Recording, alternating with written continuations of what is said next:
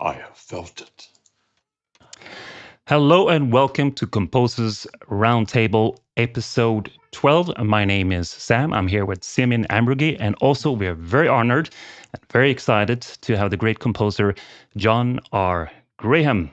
If you don't know about him, he has been involved with examples for King's Glaive, Final Fantasy 15, Kirin ga Kuro, but also worked on projects like Avatar, Edge of Darkness, Night at the Museum 2, Benjamin Button, and The Mummy, just to mention a few. So we are very excited to have him here so we can talk lots about composition. So very much welcome, John. Thank you for being here. Thanks for having me on, Sam. All right. So let's dig into a little bit more. Who are you? What can we tell our audience about you? Well, I grew up in the woods in Virginia, and most of the music I heard growing up was just very small ensembles and bands. But when I was 14, we finally got a proper stereo, and someone gave us a copy of Beethoven's Third Symphony, the famous Eroica Symphony. And I played it, I don't know, 100 times, and I completely fell in love with music through Beethoven, as composers have been doing for 200 years. So I decided when I got out of university that I should go into the film business, because it's the only place that's really readily you can get your hands on a full orchestra these days. There's a concert thing, but you can probably count on one or two hands the number of composers who get really extensive performances in concert. Whereas with the movie business, you can get huge orchestras and choirs and the whole thing. And that has worked out really well. One of the avenues I pursued, you mentioned Avatar. I worked on a bunch of movie trailers, 100 movie trailers or so. And the great thing about movie trailers is that, I mean, Avatar is an exception because it was a very popular movie, but there are lots of movies that are not so popular. And once they spend $150 million on some movie that they know is, they are price insensitive about how much it costs to promote it. So they're willing to hire a full 80, 90 piece orchestra, a full 40, 50, 60 voice choir, and you get all the stuff. So movie trailers were a wonderful avenue for about 10 years.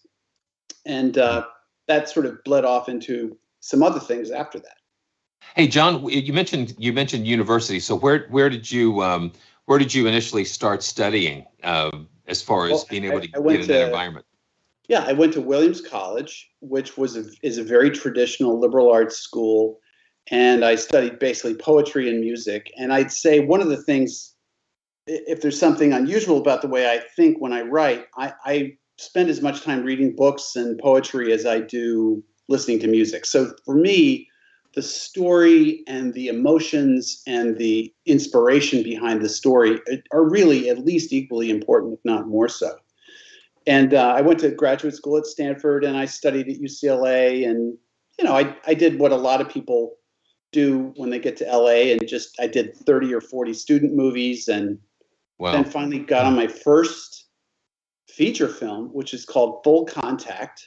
I remember that one. I was stunned by that movie. Yeah. Because I had never seen a kickboxing movie before. So they said, it's a kickboxing movie. Like, everyone knows what that is. So I didn't know what that is. So I rented a few movies, and I didn't like the scores. And so I just wrote almost a full percussion score for that. So I thought, if you're going to punch people in the head, that's percussion. So but I just finished a Netflix movie called The Royal Treatment. That's a romantic comedy with the same director who directed that movie Full Contact many years ago. So, sometimes you bump into people on low budget projects, and you end up later working with them on something that's, a different genre and more fun. It's very important to keep, the contacts, the network. It really is. You never know what it leads. I guess Full Contact could be a romantic movie, in a way. The name, at least. No. Not the most romantic. I forgot that it was so. I was quite young when I actually saw that. My friends were like, "Oh, you got to see this movie." But wasn't that a lot of synths in there? It's like 80s stuff, or am I forgetting wrong? There was a fair amount of synths. I had a tiny little budget, and I hired some cellos and a saxophone and a guitar player, and again a wind player as well. So I had some live instruments in it, but in those days, you kind of had to rely on sampled drums and synths for the sound. That's certainly no full orchestra. But cellos, they can play harmonics, so they can play really high. Yeah, and it adds a sort of flavor to the sound, even if you don't have a full orchestra chugging away. So it actually sounds pretty good. Yeah. Oh, I see a cello behind you. Do you play an instrument? Do you play the cello? I do play a little bit. I took lessons for a long time, but I have to admit, when I want a solo cello in any score, I hire somebody to finish it off, even though I might rough it out myself. But it's always good to know an instrument. But can you see yourself a pianist, or is there a main instrument, or mostly a vocalist? Oh, really? So, interesting. Which I find very freeing. A lot of people are guitar players or piano players, and I play guitar and I play the piano. But I find the great thing about a voice is if you record yourself, you can record any kind of articulation. So yes, if you're playing guitar, it comes out as guitar music. But if you're singing, you can sing da dee dee da da da da da.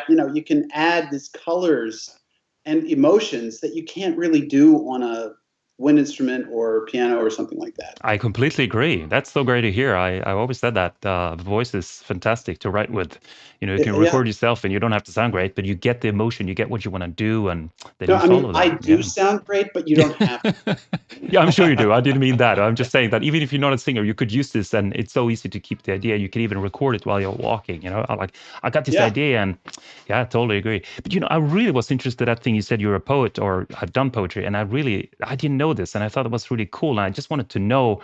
And the reason I'm asking is because I don't know, I've always gone for the music in my life. I've sort of ignored the lyrics, unfortunately, and it's not a good thing. It's just been my thing. I for example, we can just take somebody I really love, Joni Mitchell. I actually liked her music. I haven't always heard the lyrics. It was much later when I started to grow up a little bit and say, oh yeah, the lyrics are kind of cool too. But it was really the music I was going for. And I just want to reflect on that, how it is different to create music if you're also a poet, if you're thinking about the words. And so I don't know if you can tell us anything about that when you create music. Do you actually see words in your lines as well, or is it just music? Well, I do sometimes. I mean, the reference to poetry for me is a little bit maybe more on the emotional side. That one of the things when I was just starting out, I had this idea. Oh, I'll write a bunch of kind of rubbish poppy sounding stuff that I can make money with.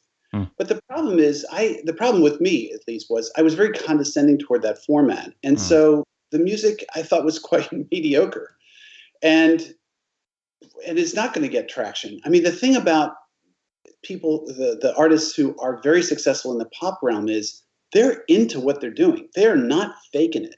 Yeah. So I really felt like that was a good exercise, because now I'd never do that.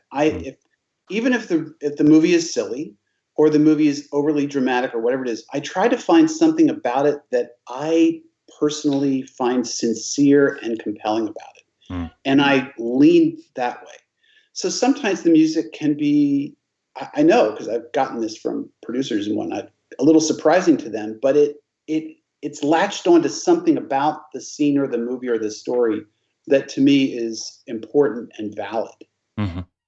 That's a great tip. I really like that. If you could say you steel man the project a little bit, really try to see what is honest and true about this, no matter what you think. No matter how weak it is, because some stuff is, not that strong. Yeah. I mean, I definitely know now when I studied music, I was total snob, only this music, everything else is shit, but I kind of changed that way. I really tried to see almost anything, if there's some value into it. And I think that helps. That's very tolerant of you, Sam, but I have to say, I do think it's important to have strong opinions if you're going to be a creator. And so I don't fault you for that at all, actually. I think, when I meet young composers and say, I hate so-and-so, some famous composer, I say, that's fine. Hate them all you want. What do you like and what are you into? And, if you're into, you mentioned fusion before we came on, you're into that, then great.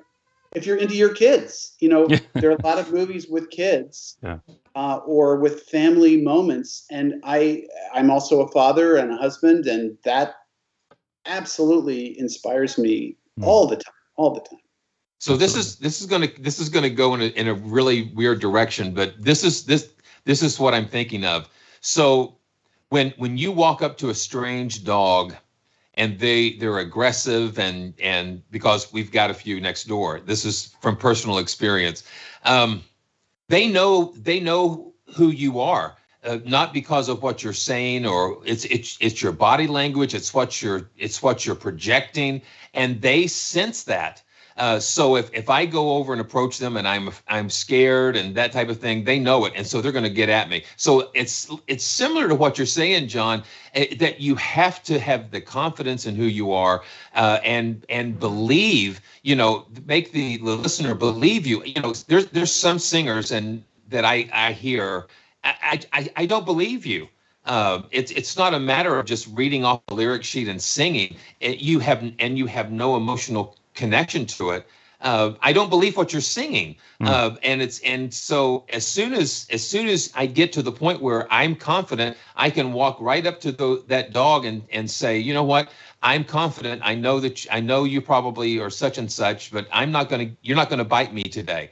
And just today, I just walked over and just, we're best buds now because they know who I am. They believe me now. They first they saw this little, oh my gosh, here he comes, let's get him. And now they see someone who has a little authority. And I think that I think that's so important. What you're saying, John, is that you have to really be secure in who you are, and you have to define who you are, because what you do is a result of that, and people are going to either believe you or not. They're going to listen to your music and go, it sounds good, but I don't believe that he's really believes what he's playing in that. Well, yeah. I think that's a really excellent point, Simeon, that you have to believe it. And I guess I would take it a little further, which is that if you don't adopt that posture, you're just defeating yourself. So if you're a young composer thinking, how do I be successful? The way you be successful is you do what you personally are into. You respond to the images or the scene the way you personally feel about it. If you think, well, I think we should have choir here, then put choir, no matter what they say. Exactly. I had a classic example of that where I was asked to score a scene for a movie, and the composer, they'd already hired somebody, but I knew the music supervisor, and they were not happy with what they had. And they said, well, look, the one thing we've tried everything, temp, everything. The one thing we know we don't want for this scene is circus music.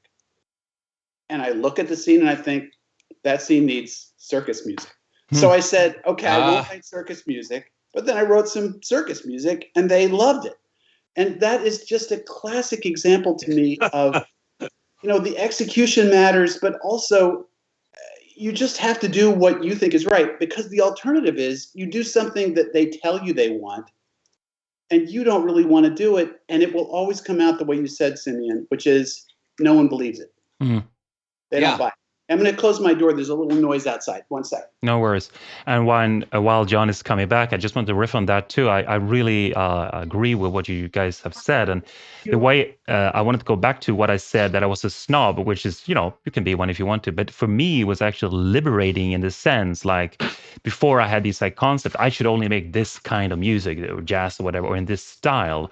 But now I'm more liberated to do whatever I want to, whatever comes to my mind. So it's more fun, actually. And I find that my music is more humorous sometimes, if it works with it. Like you said, the circus music perhaps, but it's just gives me more, what's the word I'm looking for? Anyway, I am more allowed to create whatever that comes to my mind. And usually, it's better music normally, and I'm having more fun. It's freeing. It's a freedom. Yeah. Yeah. So as you were saying, Sam, a lot of people who want to be composers, you don't suddenly decide when you're 25 you want to be a composer. I mean, I wanted to be a composer when I was 7. So I would hum things and sing songs to myself while I was mowing grass or doing some household chore. And then you go to university or you go wherever you go and you get lessons. and they say, oh, good counterpoint, it looks like this, and good composing looks like that, and here's sonata rondo form, and whatever it is. And you realize, so that you get all these shoulds and oughts. You should write music this way. You ought to write music this way. Music that's simple is for peasants. Music, it needs to be complicated. It needs to be Richard Strauss. And I love Richard Strauss, but it doesn't all have to be Richard Strauss. Sometimes it can be Louis Louis. And Louis has helped a lot of people fall in love and have a good time. So I think what you're saying, Sam, is really important for younger composers to just learn it. Don't ignore it, but then forget it. Yeah, exactly. Yeah, you need to use the tools as long as they're useful. And then when you don't need them, you get rid of them. Absolutely. I mean, there's so many forums like what plugins to use or what instruments to use and how you write all this stuff. And people are just attacking each other for doing the wrong thing. And I'm like, hey, who cares? Put in 68 violins if you want to. Who cares? Do a massive chord. If it sounds good, just enjoy it. It's we don't need to go down with those rules so much. But it's great. It's important to study so you know the basics and then do whatever you. But even Berlioz is far. I think. Yeah. I don't remember when he wrote Symphonie Fantastique, but he wrote pieces for 4 orchestras. I mean, and then we're talking almost 200 years ago, not quite, but pretty close to it. And so the idea of masses of resources, that's not so new. It sometimes seems a little new. Well, but it's been around for a while. Yeah, it's definitely fun to study music history. I know when I've done it, my students always hate music history, but I love it because you find out all these great things that people did. And have you seen that? Yeah, that was 150 years ago, and you think it's new, I just, I like that stuff. So listen, there's so many interesting questions, but I really was like latching on this. I see that on your website, it's a lot of Japanese. I think it is, right? So it's like, you speak Japanese. I don't, tragically. No. I would love to learn Japanese, but one thing about when you're a child, you can get away with kind of a childish way of learning a foreign language. And so I learned French as a child, and I speak pretty good French for a child.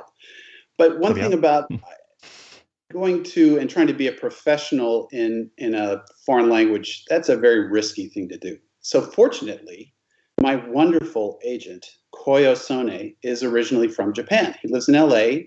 He's an LA agent with an LA agency, but he's originally from southern Japan, and he is a brilliant, thoughtful, and, contrary to popular belief, extremely honest person. And he translates everything and is just tireless about it. So, wow.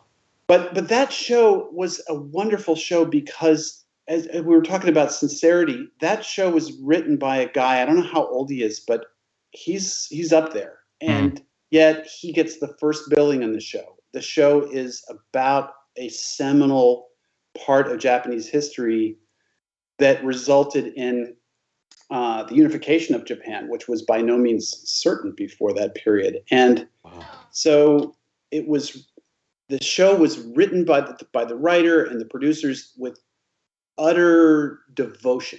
And it was so satisfying for that reason. But one of the things they kind of liked is I write a minute of music, say 1 minute. I can write 3 pages or 4 pages of what I'm thinking of, every little bar. And what I'm trying to convey with this harmony, and the brass comes in and what's happening there. And so to take one example, there's about a 17-minute piece in there, and I won't walk through 17 minutes, but it's everything from, I'm thinking of Achilles in his tent, who won't fight at the beginning of the Iliad. I don't know if you guys have read the Iliad, because that's kind of part of what's going on in the story. And then he gets angrier and angrier and angry, and he finally changes his mind and decides to fight. And that evolution is detailed out over many minutes. And so I wrote all this stuff down in English, sent it to my agent, and he translated it into Japanese because the show is very popular and a lot of people like to know what's going on with it. Wow. So that sounds really amazing. So how did you get into, you talked a little bit about it, but how did you get into Japan of all places? It's quite a different culture from American, or music-wise and story-wise and everything. Well, I certainly agree with you. And there are so many examples of that. But I originally got introduced to video games in Japan with Square Enix. Mm, So okay. Yeah. Square Enix is a major developer of video games, and one of their very popular video games that's been around for about 30 years is Final Fantasy. Mm, And so they decided to create a new version of Final Fantasy, new episode 15. mm, And they asked me to do the arranging for the trailer. Someone else, the original composer, had written the trailer, and she was writing for the game. And so I did all the orchestration, and I conducted and recorded here in LA because they wanted a sort of a Hollywood sound. So that's what we gave them. And my agent said, I think they're going to ask you to write for the movie. I said, well, there's a long way from arranging to writing for a movie. mm. So they gave me a few little tests. They had me write a little bit of music for another game and a little bit of arranging for another, just to make sure that it wasn't just a one-hit wonder. And then they hired me to do the movie. And I Wow. kept thinking, wow, they're going to fire me any day. And they, Wow. as Yeah, it turned out, they didn't. So yeah, it must it be was quite overwhelming. I don't know what you've done before that previously, but did you study the previous music, the games, or were they looking for a traditional score, something that was more Japanese, or did you have completely free hands? Or well, that's a Mm, good question. mm, They really did give me a totally free hand, mm, except that the game composer wrote the main title. mm. And she's a very, very popular and famous composer in Japan and a lovely, lovely person. And so her name is Yoko. So they said it was John and Yoko. So that was a little petty joke. But they did not want a traditional Japanese score. Imagine Because if that. they had, they would have hired a Japanese composer because there are lots of great Japanese composers. And they wanted something more, I don't know, rock and roll or Hollywood. I don't know what you call it, but they wanted an enormous sound. So we hired that. We had a huge orchestra, recorded in Nashville for about a week, recorded in a little bit in Japan, a little bit in LA. And I guess that was it, just Nashville, LA. But we had a full resources for that. That was a fantastic project. Exciting. So Wow. did you go over there to Japan and to Not play? not for No. that one, but I did go over for the TV show for Kieran. So Kieran came about because NHK is the national broadcaster of Japan. It's like the BBC of Japan, and they have had this show on. It's called the Taiga Drama since 1963, and it's a very interesting phenomenon because I don't know of anything similar to it in any other country. I mean, there may be, but I never heard of it. What they do is each year they have a whole new team and in a completely different set of characters, focusing on one person from Japanese history who's very seminal and important to Japanese history.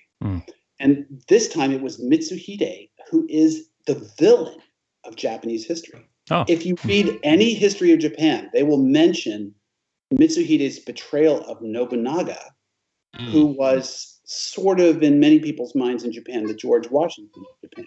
Now, like any kind of history, it's imperfect. It's in the 1500s. There's a lot of stories. No one knows if some of them are true. And so there's a lot of speculation. And as a composer, you have to take into account not just what you've read in history books, but what you know is in the popular imagination. So Nobunaga, there are video games about Nobunaga. There's a whole bunch of them, actually. It's like a whole subgenre. So he's a popular, well-known character. So you have to take that on board, too. But anyway, long story short, it was the same thing we talked about before, Sam and Simeon, both of you guys. You have to respond how you respond. So I had listened to all the themes they'd done for decades in this show, and they're fine. But I went a totally different direction. And then my agent, Koyo, so he flies to Tokyo. He sends a limo around to the NHK people to get them out away from their phones and, offices and everything to a recording studio. And he didn't even tell them he had a demo. But it's a cool place, has gigantic speakers. And he listened to them and they told him what they wanted. And he said, well, actually, I have something here. And he played it for him. And I had written a letter about what I was thinking when I wrote it and why I wanted to work on the project. And it worked out. But again, they were very careful. They flew 6 people over, I guess it was, to meet with me before I was really hired. Yeah, okay. Because, a demo is great, but and they liked it. The demo became the main title, so they really liked the demo. But wow. It's really encouraging. I just want to say again, I mean, even we hammered on a little bit that it's so great that because it can be so frustrating if you're trying to sound like something else, you're going to hate the project because you're not satisfied, you're not doing what you want. And they hired you because they probably heard your music and like what you're doing. So you should continue to do what you do. So it's so nice to hear that you should go with your instincts of what you want, because that's probably what they hired you for. So it's really encouraging. I just want to say I have very little experience with the Asian market, which is huge. So I don't know much about it, but I'm sure it can be a sort of lot of lost in translation going on there. I was once hired by a company called Media Cube that in South Korea, it's quite big. They're creating music there. And they obviously wrote to me with Google Translate. That was so obvious. And their way of talking is like, they really liked what I was doing, but I was like really scared because I didn't know. I couldn't tell what they wanted. It was like one of the most frustrating thing I ever done. But I was really happy with the results and they were very nice. But I just wanted to say, I was like, wow, it's not just translation. It's like the whole different culture and how you behave. And I don't know if you have experienced anything like that from the Japanese guys. There are different cultural things. And of course, I think there's a general notion that Americans have this homogenous way of behaving, and there's a general notion that Japanese people have a homogenous way of behaving. But of course, that isn't really true either. No. I went to boarding school in England, and I grew up in Virginia, as I said, and people are very, very indirect in both places. Mm-hmm. So whether you're talking about England or Virginia, at least, not the rest of the U.S. necessarily, but a big disagreement where I grew up is to say, well, I don't know if I see it quite the same way. That is a throwdown. That's I flatly disagree with you. And of course, that's actually how a lot of people are in England. Not everybody. I mean, there are plenty of blunt people there too. But I think one of the common assumptions is that Americans are very blunt and direct and that Japanese people are very indirect. But I I didn't find that to be the case at all. I felt that people were very direct with me. And fortunately, I had my agent to translate. So I didn't have Google Translate problem, Sam. But I think if you really listen to what people are saying, they're telling you what they want and what they don't like. Just because they're courteous about it doesn't mean they're not. And they like most of what I did. But of course, there's some stuff they didn't like. So. Yeah. So we're talking a little bit about new sample libraries that we're dealing with, perhaps more Asian Japanese music. So I wanted to give it over to Simeon, perhaps, but asking a little bit what you were using or how you got the sounds and all that, maybe. Sure.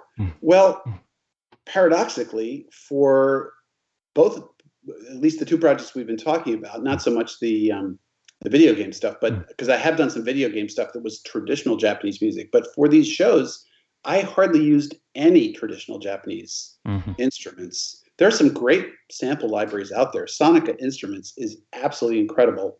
The only problem is you actually have to read the manual, but Sonica makes really good Japanese traditional instruments. But the other issue with any kind of traditional instruments is that they are always somewhat limited. They're limited in range and in volume and harmony, I guess. Yeah, really, in many ways. Say if you pick, bluegrass music, or you pick traditional music of Germany or something, and yet there's some similarities. Like there are bagpipe type instruments in many cultures. There are double reeds. There are certainly wooden flutes absolutely everywhere. So I didn't avoid it, but since no one really knows what music sounded like anyway in the 1500s in Japan, I really went with the emotion first and used the resources that I thought would create that emotion, which often included a gigantic orchestral sound and a huge choir too, because it was momentous. These events absolutely created the Japan that we have today. And I think this it's a really interesting thing that because we come into things with our own biases and our own prejudices, and we look through the world with our own lens. And I think what's really cool is what we're saying is there's not necessarily a Japanese type of music or an American type of music or a German type of music. There is music, and the music interprets the emotions and the situations that we all are experiencing life on this planet. And so music is a way to express the emotions. I keep hearing that word in our conversation, and that is the emotion, and that is something that everyone on this planet can relate to. Because listen, earlier this morning I was playing. I mean, there's nothing that can bring me into an ultimate puddle than some beautiful consortino strings. I mean, it's just like, oh my gosh, it's just like it just washes over you, and so yeah, just like that, you know. And it's incredible. It's incredible how it's not necessarily the instruments, but it's the sounds that we're hearing. And it stirs something up inside of us. So you know, So this whole thing about, you know, there's this type of sound and that type of sound, and you've got to do this a certain way. Well, I think we're kind of just pretty much not completely throwing it out the window, but most of it, because it's about how does it make me feel? How does it suit the picture? How does it match what I'm seeing? It's very, very interesting. Yeah, I absolutely agree, Simeon. And I didn't avoid Japanese instruments, and there are some pieces. There's a 7, or I guess it's a 6 CD box set that Sony released at the end of the show. And there are a few pieces on there that really do sound much more flavored like traditional Japan. They relate more to the Emperor. The Emperor is a character in the show and has quite a number of very important scenes. And that music is utterly different from anything else that's in the score. As you can imagine. The Emperor is supposed to have descended from the sun goddess. And so I thought about, like, so what's the sun? The sun glows, the sun burns, the sun is dangerous, but the sun is warming and comforting. The sun has all these attributes to it. And so I used a lot of cymbals, you know, metal cymbals, and I used a lot of brass and choir, because I felt like brass and cymbals, they can make it glow in a way that I associate with the sun. So you kind of make a few arbitrary decisions like that. But again, Simeon, it's back to your point that you have to say to yourself, how do I respond to this? How do I think about this? If I met the Emperor, as you said, you know, whether you're Japanese or American or German, it doesn't matter. If you met someone at that time, how would that feel? And that's what I want. But I was wondering about this, but emotions, and obviously I'm talking mostly about my limited experience here, but I work with a few different companies in the world, and some on the Asian side and some of the European side. And I do find, even though these are generalizations, I do find that the Koreans, for example, South Koreans, they were very much into super emotive music, just make it more emotive. They really wanted like to blood come out of it, you know. And tears. While I presented some of those demo tracks for a French company, they were like, no, that is way too much. We don't like this stuff at all. And I just felt like, well, maybe there is some cliches here, but it does seem like certain cultures are more into that stuff, because I definitely felt that they wanted that. But I don't know. Is that your experience, that it's easier, or no? No, I do think that there are vogues, and that those, you have to kind of pay a bit of attention to those vogues. Right now, it seems that, you know, you go to the movies, and if it's a Los Angeles-based production, there aren't too many melodies. True. And I don't really quite know why. What the result of that, unfortunately, I love cellular writing. There's a wonderful score James Newton Howard did for Signs. And whatever you think of the movie Signs, that score is amazing. It's like this 3-note cell. He uses it all through the movie, turns it upside down, changes the meter, changes the register, changes the instrumentation, adds solo instruments on top. So you can be brilliant without writing a melody. Not that he can't write melodies, he writes beautiful melodies too. But I really have enjoyed working with East Asia. So I've done some projects with South Korea, for China, for quite a few now for Japan. And they, today anyway, people seem to favor melody. And who wouldn't like to write melodies? Yeah, it's interesting. I definitely preferred myself, and this is just a personal preference, but I was just thinking for the latest Marvel movies that are being very big, very huge and all that, I personally have not been impressed at all by that music. It fits, it's well done. I mean, I'm I will be happy to have done something like that, but I felt really the lack of themes There is one, but it's just in general, I feel like I'm not impressed. It's not going anywhere. It's just background music to me. And I was wondering, maybe, if I'm correct in this analysis, maybe it is they don't want to interfere too much. They just want the action to be on visually, and the music is just sort of enforcing that. And if it comes in too much, I don't know. What do you guys think? Am I off there?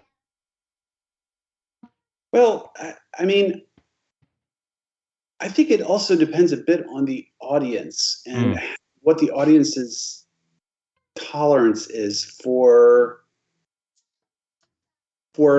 breathers. So one of the things that I would say is common in action movies produced in America is they are absolutely non-stop packed.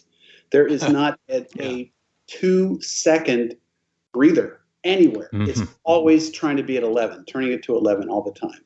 By contrast, in this show I worked on, there is one example I'm thinking of right at the moment where a character is trying to make a decision. This woman who loves him asks him a question. There is a 30-second. It is not shorter than 30 seconds. Pause while he thinks. There's no music. There's background sound. They're outside, but it's 30 seconds. You wouldn't find a 30-second gap in a Marvel movie to save your life. And I think that, it's just a totally different mindset. Those movies are roller coaster rides. It's like, come on, everybody, let's have a 12 French horn section. Let's have 8 trombones. Let's let it blare the whole time. And that's kind of the experience I guess that the audience is looking for those movies. Yeah. So, well, in that example that you mentioned, how powerful was that 30 seconds? I mean, I could just imagine it. Just you're gripping, and you're just like, okay, come on, answer him, because you're the theater. I think the thing, one of the cool things is the things that you don't hear and you don't see, the theater of your mind, it starts to fill those things in. And I think that, and because when you're going da da da da da, boom boom, you just like you don't have a breather, and it's so frenetic, and then you don't know what the story was about. What did I just see? But it's just like that 30 seconds of silence.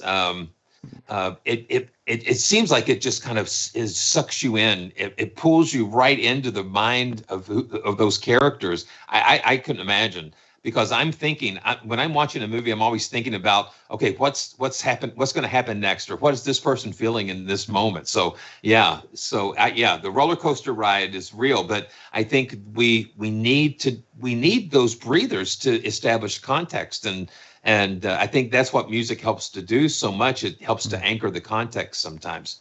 Could it be that? Could it be that dynamics is really like, it's been this what do you call it? Forgot the word because my brain. The music has been pushed all the time until it's said in Europe at least, like no more. Cannot maximize the music beyond a certain level. Everybody's just pushing the music, the popular music at least, to the limit. So there's no dynamic whatsoever. Is it sort of the same thing in the movies, perhaps at least the action movies? Because I also find that music with dynamics is way more refreshing and interesting. The Ghibli studios, if you're familiar, with the Japanese, I love them because they have that dynamic. I mean, there are many more studios and movies from Japan, obviously, but in general, they have the positive, they have the dynamics. Yeah. That's a good example, Ghibli Studios, and I think those movies are beloved all over the world. But as we're sort of all agreeing, I think that's a completely different mentality and intention than Marvel Comics or a roller coaster ride, which I put more in the same context. I mean, those movies are enormously popular, and so I really don't fault them for what they are. And I'm sure it's incredibly gratifying to write that kind of music that with those sorts of resources. But nevertheless, I love to be able to think a little bit about what I'm working on. And one of the things I enjoy about video game music is that the pace is so much slower than, say, TV is, or even a movie, that you can really think, and the people you're working with are not so.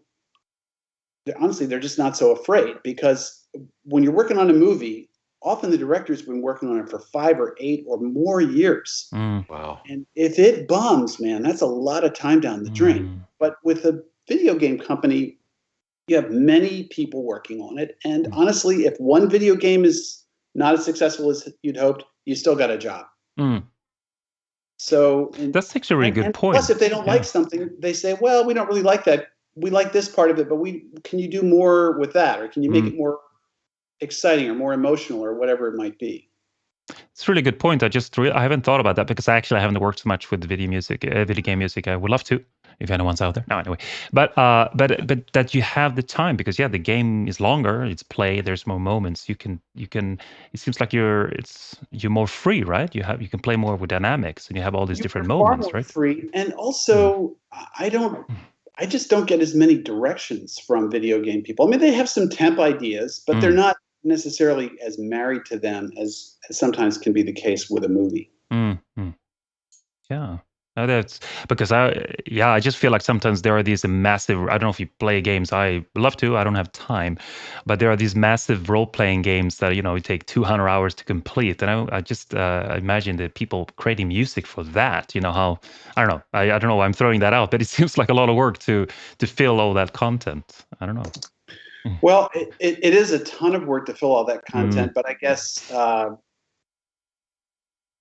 the other thing about video games is video games are being rolled out in various ways now. It used to be that you did the whole game, you put it on a Blu-ray or whatever you put it on, whatever format, and you shipped them out. But now, of course, most things are not done that way, and you see video games being rolled out in segments. So you'll get the first, 5 segments, and then they add another one a few months later, and another one. So there's the production process has changed a bit as well, and that's really fun. It means you can change directions a little bit. You can have a section of the game that sounds a little different. I think video games are very promising for young composers. I would absolutely go that way because and plus they want to differentiate themselves. They are willing to hire a big orchestra. They are willing to take chances. I forget.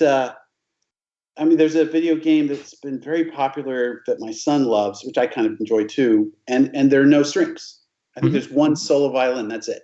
So you can do some unusual stuff, even though it's orchestral sounding. It's not a synth sounding. Do you find that it's okay today to not? I mean, obviously we all want real orchestras, but the samples are pretty good. Do you find that it's okay to use only sample content nowadays? Well, I think you have to do what you have to do, but I don't really like that. Okay. So no matter how small the budget is, if you can just get one live player or one singer, one cellist, one clarinet, anything, something living, breathing that connects the notes and sells what you're trying to do. You really.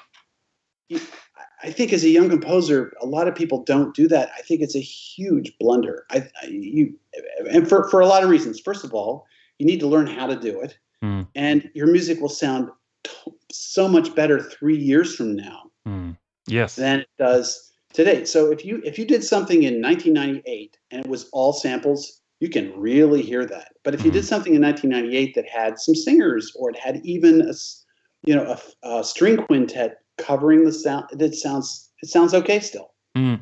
So I really am a huge believer in selling the emotion and sincerity with real players, even if you can only afford a handful. And if you have 100, that's even better.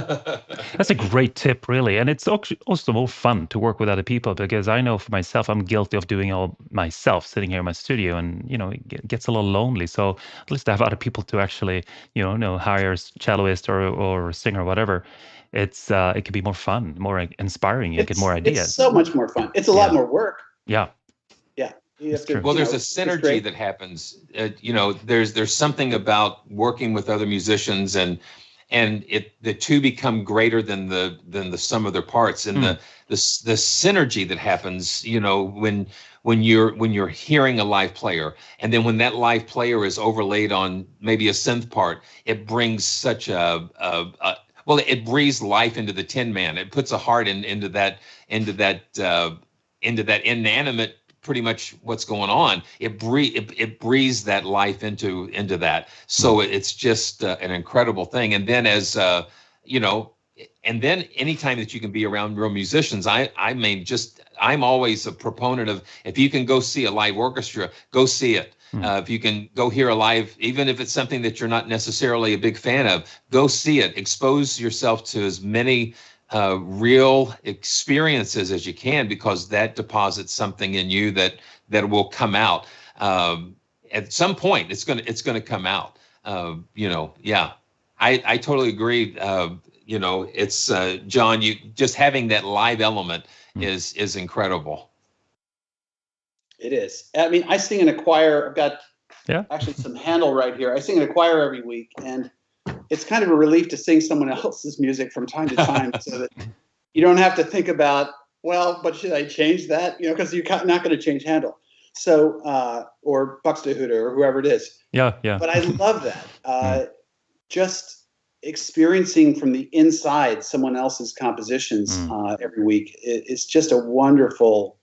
Even if you're in an amateur group and you're not even that good, it doesn't have to be that great. I think one of the problems with modern culture is that people feel they have to have a lot of equipment or training or a coach or something to do the simplest things. Riding a bike, you see people, at least in LA, with what looks like $10,000 worth of stuff. This really expensive bikes and all these clips, and I don't even know what. But you go to Amsterdam, you just see little old ladies riding around on a bike. Yeah, and that's actually one of my problems. I'm well aware of it, but it still happens that I'm kind of in a way lucky that I'm not super rich, because I think I would buy too many things, too much gear, and that would actually be what would hold me back, because I would then figure all this stuff and buy more things, and it's great to have things, but it probably would stop me from writing more music in my case. It reminds me of a classic Dick Van Dyke episode where he's trying to write his novel, and he goes to the cabin up in the mountains, and he's got to have the right kind of pencils, the right kind of paper, and so he's just it's all about the tools and the and he winds up not writing anything except for the dedication. So I think that's the trap we all fall into. Man, this new library just came out. I know if I got that, I'm gonna be able to write better music with that. No, it's just another pencil.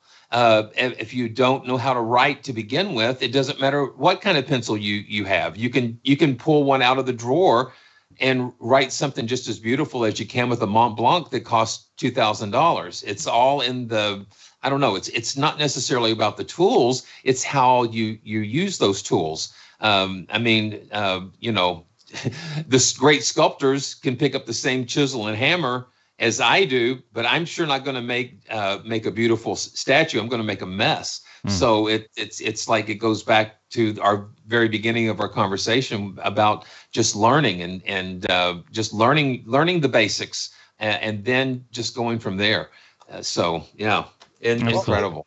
I agree with that, and I guess one of the delightful things that you can get now is some actual real Hollywood scores. In fact, some of the very best scores, I think, written in recent years. There's Omni Publishing produces any number of scores, but one of them is How to Train Your Dragon. If you're a young composer and you want to learn how to orchestrate for picture, you buy that score and you're finished. And the other thing is, you don't have to study every bar of it or write it all out. I heard that Wagner wrote out by hand with a quill, of course, all of Beethoven's symphonies. I don't know if that's wow. Or not. Yeah, I heard that too. but that, whether that's true or not, it really helps to get under your fingertips at least a few bars here and there, even if it's just 4 bars or 8 bars. See how they do what they do. How do they voice the chords? What are the trumpets and the trombones doing? What are the French horns doing that's different from them? And how does the guy think about it, or the orchestrator? So there's so much emphasis I find on chat boards about composing on the libraries, and I don't think that's totally misplaced at all. I have at least 10 string libraries, and I use all 10 of them for different things. And I don't know how many choir libraries, same thing, because they all sound a little different, even the shorts. So if you have an orchestra, you say, dig in a little bit more violas. But you can't do that with a sample. You can talk to samples all day. They don't respond. So you have to have that other library where they do dig in more and substitute it. So, but that said, I agree with what you guys are saying, that it's really important to at least know how the other guys who do know what they're doing, how they do it. Yeah. It's interesting. A while ago, I thought about we should ask you if you have any good tips for beginning composers, but I feel like that's what we had been talking about, the last 15 minutes. But anyway, do you have any more good tips on perhaps how to start, or perhaps if you want to get into game composing or movie composing, anything that anyone who wants to try this? I do have one thing, and this is a huge mistake I think I made for 10 years. Maybe two things. One thing is be yourself. Write what you think is cool. If you think it's cool, even if 9 people out of 10 don't think it's cool, there's going to be somebody who says, hey, I hear what you're doing there. That is a little bit unusual, and that's a little different. So I made the mistake, and I think a lot of people make this mistake. I loved the scores I heard. I loved Jerry Goldsmith and John Williams and Hans Zimmer and James Newton Howard, absolute musical genius. But if you ape those guys, first of all, they're pretty good.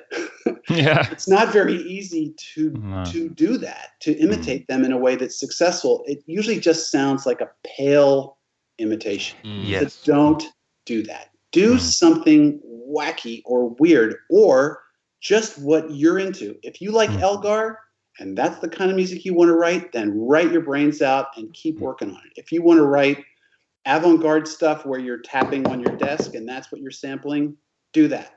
But be yourself. So that's one piece of advice. The other piece of advice, if there is one, is don't bother chasing after agents, because agents are fantastic when you're negotiating or you're having a hard time getting paid by some company. They get you paid. They can maybe get you a better deal. They can make sure that you don't enter into something that's mistaken. But trying to get an agent in order to get your first gig, waste of time. Just get your first gig, then call the agents. Yeah, that's good advice, actually. Call you even better. Nice. Yeah. Excellent. That's really, really, really, really helpful here. I was thinking, what is your future thing? What are you working on next? What's happening for you? Well, I have one thing I'm excited about, which is another video game in Japan project that I'm pitching for. And I've been working on a video game for a Chinese company, and I don't really know how public it is. But Xi Jinping, the head of the Communist Party in Japan, has recently, as our audience might know, come out with wanting to limit the amount of time Chinese people play video games. I've heard that, yeah. So that project, I've been working on it all year. It's actually on a little bit of a hiatus now, where they wait for the dust to settle and see what happens with that. So, but I've got basically 2 video game projects, and I had a really good time working on this Netflix show with my old buddy Rick Jacobson. So we'll see what he's doing next too. We've worked together a lot over the years. All right, yeah, something to look forward then. Yeah. So I will link everything in the video here, but I just wanted to hear, where can we find out about you if you want to know more about you, or where you have your music or what projects you're in?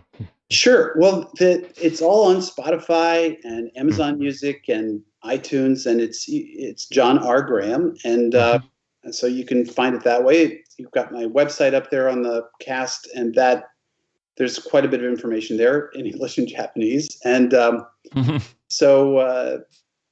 But it's I just love the orchestra, and so I'm not really much of a songwriter. I've written a few songs, but mostly it's orchestral based stuff, and I just love it. I've kind of gravitated a little away from the hybrid sound lately. I feel like that, and maybe been done to pieces. Well, maybe it's been done to pieces, and also one score I've really enjoyed of Hans Zimmer's recently is the Dunkirk score, which really isn't a hybrid score so much. It's really a synth score to my ears. I mean, I'm sure Iano's got real instruments too, but I love that audacity to take a subject that could not be more of a mythologized subject, the retreat from Dunkirk of the English. I mean, every English or UK citizen knows about that episode in history in World War II. And instead of using traditional brass and choral instruments, which is what you kind of expect, no, he goes a completely different direction. And I thought that was really wonderfully provocative and audacious and refreshing. But do you think that you kind of need that license? I was thinking also as, for example, Johnny Depp, the actor. I know that when he did Pirates of the Caribbean, he just did what he wanted. And I know that the film crew weren't really like so happy with that choice because they had their sort of style, what a pirate should be. But he was Johnny Depp and he did what he wanted. And it ended up working great. But if you're not that big, if you're not Zimmer, Hans Zimmer, I mean, can you still? Yeah, I mean, we've said all the episode that yes, do that anyway. But what do you think? Is it more difficult? I think you have to do that. I think if okay. you don't do that, honestly, you're writing yourself into a corner where you're just going to get mediocre derivative movies and stuff that sounds like, sort of looks like some other movie that the director had in mind. I mean, if you want to work with people who are doing something audacious, another example of something really out there. Is There Will Be Blood. I haven't seen that. It's an absolutely nuts movie just to start with, but it's also got a very, very unusual avant-garde string-based score. And I don't know how you could have the movie without the score. And that's the kind of marriage that I think all of us should strive for. So you're right. You might get fired. But so what? Yep. It's true. Life lasts a long time. Well, I'm thinking about Danny Elfman too. I mean, just another example of somebody that comes totally out of left field, out of another dimension, but has made such a huge impact because he wasn't afraid to be himself. Many years ago, it was like just going through that imposter syndrome type of thing. Where you find yourself playing what you've heard and whatever, and you're trying to emulate others. And it's just like, I make a terrible somebody else. And it's just like being comfortable with that and walk into those sessions like you have the oh man, what is it? The collateral or the gravitas of a Hans Zimmer. You have to walk up to those angry dogs like you're Hans Zimmer, and they're going to say, "Oh, it's Hans," and so you project. People are going to feel what you project. If you are projecting cowardice or you're not sure of yourself, man, they're going to feel. They're going to know that. So it's like, I think this has been such a great session today because it's just helping us to understand it's okay to like yourself. It's okay to like your likes, like what you're doing, like the music that you like, because we are all totally different. The world would be such a boring place if everybody was doing John Williams music, but